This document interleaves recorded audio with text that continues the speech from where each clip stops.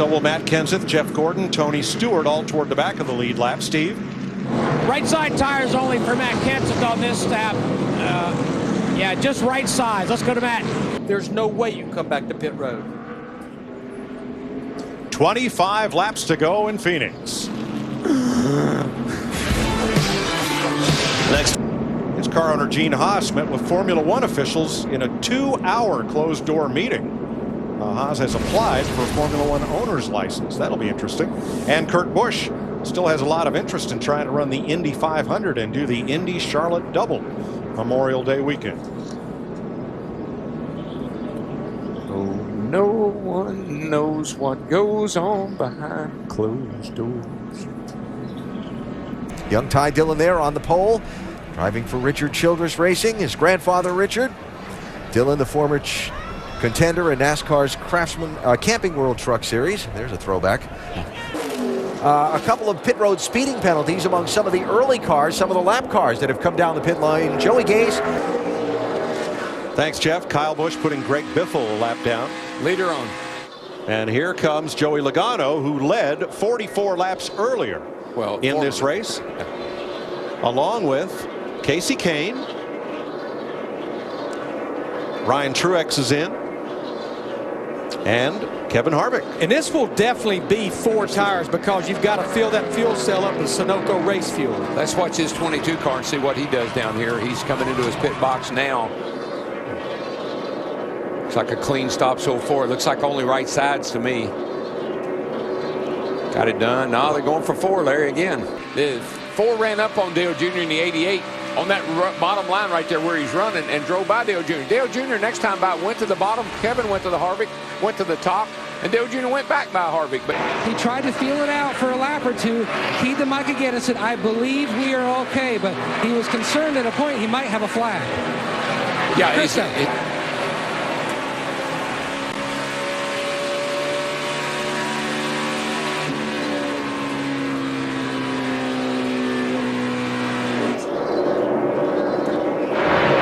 We've been watching Jimmy Johnson gain. They put 4 rounds of track bar in that car. Jeremy Bullen said, "I'm going to take a swing at it." And loose isn't the issue now. Not that you would be surprised. Blaney says, well, it's a little snug now. I would expect to see him come down pit road and get tires again. We saw that tire wear. That would really worry me. I wouldn't want to pass up an opportunity to get 4 tires. Everybody's in.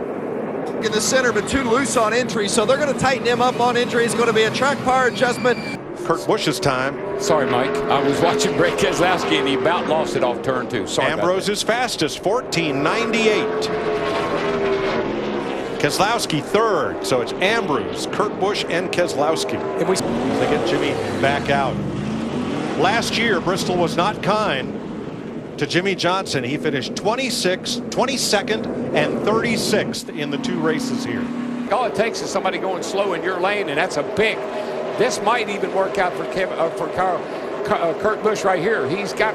Happy, at least. Paul Menard happy with his 3rd place finish last week and currently running 14th in our red flag. And he is standing by with Steve Burns. But I think overall, as the track's going to continue to get tighter, we just have to keep up with it. Oh, we've been talking about how Matt Crafton has been on standby since Daytona, literally. How's your wife doing with a baby, with a birth any moment? Yeah, she's good, thank you. And what would happen? We've got a race to run here. All right, well, best of luck to you on both fronts. Thank you. Try to get one there, didn't you? No!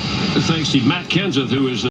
I should be paying a little more attention right now, but we're working on our car. I mean, it started out pretty poorly, and I'd say now we're average. It's a lot like your broadcast right now.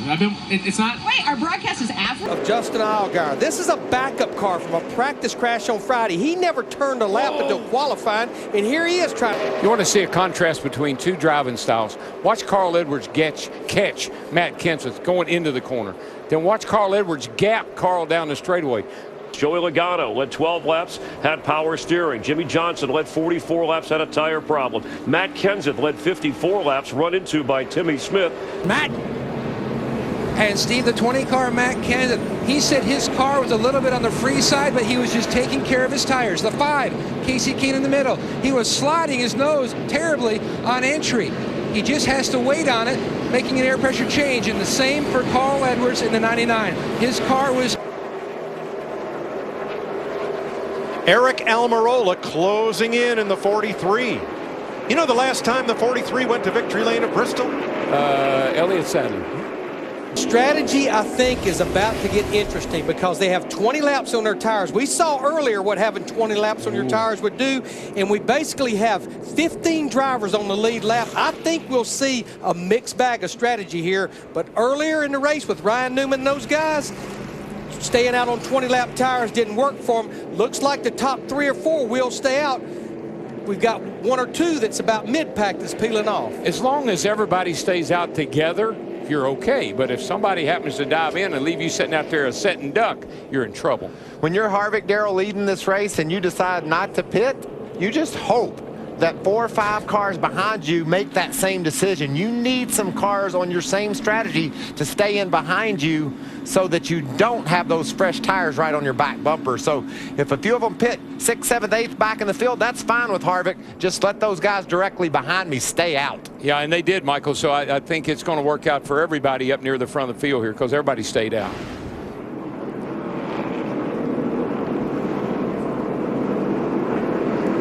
Carl Edwards ran his fastest lap of the race, lap 4:08. Kyle Larson there third. You know why they stayed out? The pits wasn't open.